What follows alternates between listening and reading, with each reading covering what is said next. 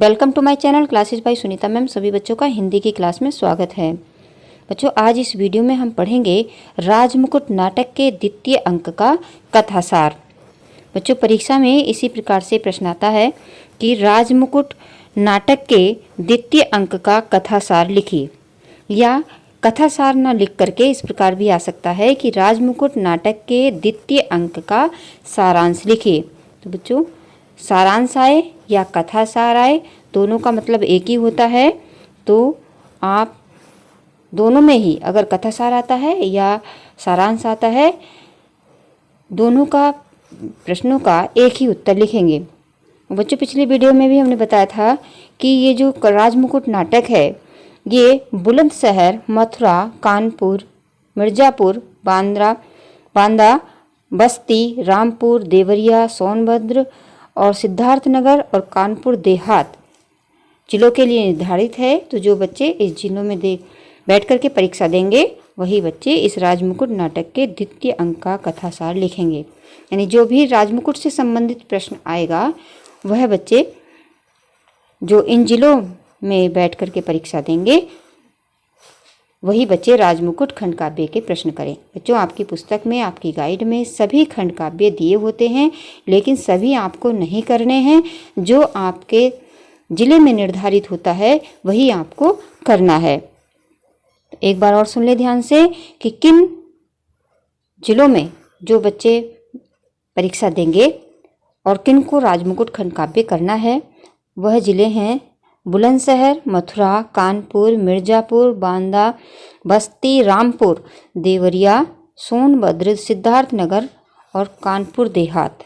बच्चों, ध्यान से सुन लो और आपको ये राजमुकुट खंड काव्य करना है अगर आप इन जिलों में बैठ करके परीक्षा देंगे तो। बच्चों, राजमुकुट खंड काव्य से या तो चरिचित्रण पूछा जाएगा और आपसे किसी भी अंक का कथासार या सारांश पूछ लिया जाएगा। तो पिछली वीडियो में हमने प्रथम अंक का सारांश समझा था। उसमें बताया था कि किस तरह से जो राणा जगमल है वो जनता को परेशान करता है और चंद्रावत ने राणा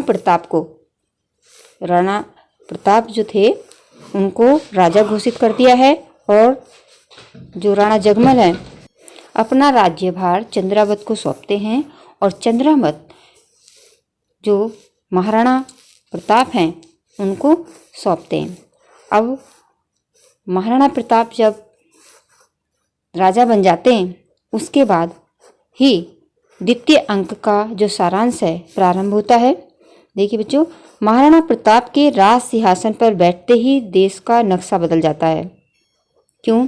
क्योंकि महाराणा प्रताप एक वीर राजा थे और जो राणा जगमल था वो बहुत ही सुरा सुंदरी में व्यस्त रहने वाला, भोग विलास में रहने वाला और राजकाज में ध्यान देने वाला नहीं था। लेकिन जो महाराणा प्रताप हैं वो बहुत ही वीर और अपने देश से प्रेम करने वाले, देश पर मर मिटने वाले शासक थे। इसीलिए जैसे ही वो राज सिंहासन पर बैठते हैं, वैसे ही देश का नक्शा बदल जाता है। क्योंकि जब राजा सिंहासन पर बैठता है तो देश की परिस्थितियाँ भी बदल जाती हैं और उसके जो कार्य होते हैं वो सारे ही प्रजा के हित में होते हैं। अब जब महाराणा प्रताप सिंहासन पर बैठे तो देश में विलासिता के स्थान पर शौर्य का साम्राज्य हो गया। मतलब जहाँ पर विलासिता रहती थी, राजमहल में हर समय नाच गाना हो रहा है, आनंद मनाए जा रहे हैं, भोग विलास हो रहा है, अब उसके स्थान पर शौर्य का साम्राज्य हो गया। शौर्य मतलब वीरता, उन्नति का साम्राज्य हो गया। महाराणा प्रताप देश की रक्षा के लिए सैनिकों को तैयार करने की प्रेरणा देते हैं। अब क्योंकि महाराणा प्रताप एक सच्चे देश सेवक थे, वीर थे, तो उनका ध्यान हमेशा देश के हित में, देश की सेवा में ही लगा रहता था। तो जैसे ही वो सिंहासन पर बैठे, वैसे ही उन्होंने महाराणा प्रताप ने देश की रक्षा के लिए सैनिकों को सबसे पहले तैयार किया। क्योंकि अगर सैनिक तैयार नहीं हैं, सैनिक अच्छे नहीं हैं, सैनिक वीर नहीं हैं, तो देश की रक्षा नहीं हो सकती है। देश की रक्षा जब भी होती है जब उस देश के सैनिक वीर होते हैं। तो सबसे पहले महाराणा प्रताप ने सिंहासन पर बैठते ही सैनिकों को तैयार करने की प्रेरणा की। वीरता प्रदर्शन करने के लिए राज्य में अहेरिया उत्सव का आयोजन किया गया। और जो मतलब ये सैनिक किस प्रकार से तैयार होंगे लड़ाई के लिए, और वहाँ पर वीरता प्रदर्शन करने के लिए, अपनी वीरता को दिखाने के लिए एक उत्सव का आयोजन किया गया। और उत्सव का नाम था अहेरिया उत्सव, जिसमें प्रत्येक सैनिक को अपने वर्चे से एक शिकार लाना आवश्यक था। मतलब उसमें उत्सव जो था जब रखा गया तो उसमें एक शर्त थी कि हर सैनिक क्या होगा, अपने बर्छे से एक शिकार अवश्य लाएगा। अहेरिया उत्सव के अवसर पर ही एक दुख और दुर्भाग्यपूर्ण घटना घटित हो जाती है। और इसी उत्सव पर एक घटना जो है बहुत बुरी, जो बहुत ही दुख भरी है, वो घटित हो जाती है। वो क्या थी बच्चों? राणा प्रताप सिंह और उनके भाई शक्ति सिंह में एक सुकर के शिकार के प्रश्न पर विवाद छिड़ जाता है। दोनों भाई हैं ये, शक्ति सिंह भी और महाराणा प्रताप भी। दोनों में ही एक जो शुकर है उसके शिकार पर विवाद छिड़ गया, झगड़ा हो गया।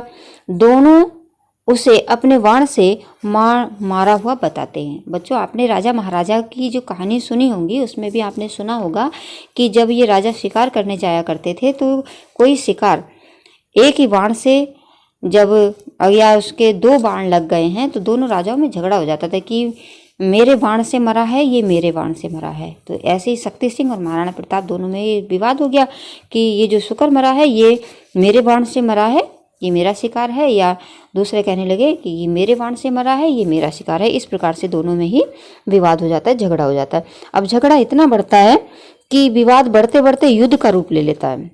छोटी सी घटना और इतना बड़ा रूप ले लिया। और क्योंकि जब विवाद होता है तो और बातें भी निकल के आ जाती हैं, तो इस तरह से विवाद बढ़ते बढ़ते जो है युद्ध हो गया। दोनों ओर से तलवारें खिंच जाती हैं, यानी जब युद्ध होगा तो तलवारें भी खींचेंगी, तो दोनों भाइयों के बीच में तलवारें निकल आती हैं। इसी बीच पुरोहित दोनों को शांत करने के लिए पहुंच जाते हैं। वहाँ पर एक पुरोहित थे और दोनों को जब देखा कि दोनों भाई ये लड़ रहे हैं, तलवारें निकल आई हैं, कि कहीं भयंकर युद्ध ना हो जाए, तो पुरोहित जो थे उनके बीच बचाव करने के लिए पहुंच जाते हैं। किंतु कोई उनका कहना नहीं मानता।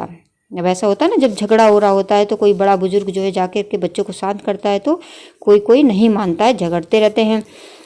और ऐसा ही ये हुआ, जब पुरोहित पहुँचे तो इनकी किसी ने बात नहीं सुनी और ना इनका कहना माना। अंत में वह कटार से आत्महत्या करके घटना पर ही आत्म उत्सर्ग कर देते हैं। अब जब ऐसा होता है ना, जब कोई बड़ा व्यक्ति होता है और जब वो छोटों को मना रहा होता है, अब छोटे जो है बड़े को बात नहीं मान रहे, तो उन्हें लगा कि उन्हें अपमान लगा, तो उन्होंने वहीं पर उन्होंने सोचा कि मैं जो है आत्महत्या कर लेता हूँ और हो सकता है इनका ध्यान बटे या मेरी आत्महत्या से इन्हें कुछ जो है सीख मिले। और ये ऐसा ही कुछ सोच करके उन्होंने आत्महत्या कर ली। और इस घटना से दोनों अवाक रह जाते हैं। ऐसा होता है ना, जैसे झगड़ा हो रहा है, अब किसी जो बचाने आ रहा था अगर उसने कुछ अपने आप को दंड दे लिया है ना, तो दोनों का झगड़ा शांत हो गया। अब उनका पूरा ध्यान पुरोहित पर चला गया क्योंकि उन्होंने वो आत्महत्या कर ली। अंत में महाराणा प्रताप शक्ति सिंह को ब्रह्म हत्या के आरोप में देश निर्वासन का दंड देते हैं। अब जब दोनों का ध्यान गया कि पुरोहित हैं, पंडित हैं, तो पंडित का जो है आत्महत्या करना, यानी उनकी वजह से उन्होंने कहा कि शक्ति सिंह अगर तुम झगड़ा ना करते तो हो सकता है कि ये जो है पुरोहित जी आत्महत्या नहीं करते और इनकी आत्महत्या का जो पाप है वो तुम्हारे सिर लगेगा, तो मैं तुम्हें दंड देता हूँ। क्योंकि उस समय महाराणा प्रताप राजा थे, तो उन्होंने कहा मैं तुम्हें दंड देता हूँ क्योंकि तुमसे आत्महत्या हुई है, ब्रह्म हत्या हुई है, आत्महत्या नहीं ब्रह्म हत्या हुई है। ब्रह्म हत्या क्योंकि जो पंडित पुरोहित है वो तुम्हारी वजह से, तुम्हारे झगड़े की वजह से मरे हैं, उन्होंने आत्महत्या की है, इसलिए तुम्हें ब्रह्म हत्या के आरोप में देश निर्वासन का दंड देते हैं। यह दंड तुम्हें मिलेगा। देश निर्वासन का मतलब होता है कि देश निकाला, कि तुम्हें इस देश से निकाला जा रहा है, जिसे शक्ति सिंह स्वीकार कर देश निर्वासित हो जाते हैं और वे अकबर के पुत्र सलीम से जा मिलते हैं।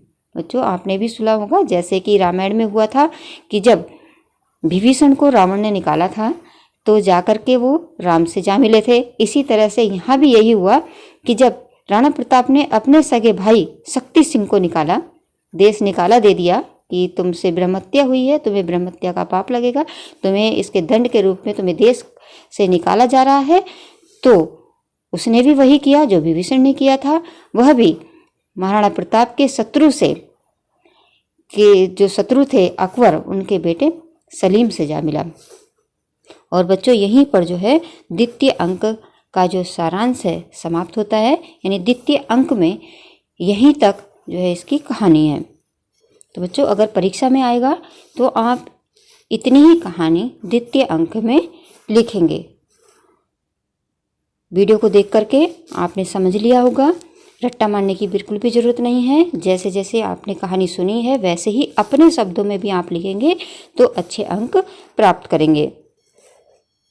तो बच्चों आज इस वीडियो में हम इतना ही पढ़ेंगे। मुझे आशा है कि आप सबको ये द्वितीय अंक का कथासार अच्छी तरह से समझ में आ गया होगा।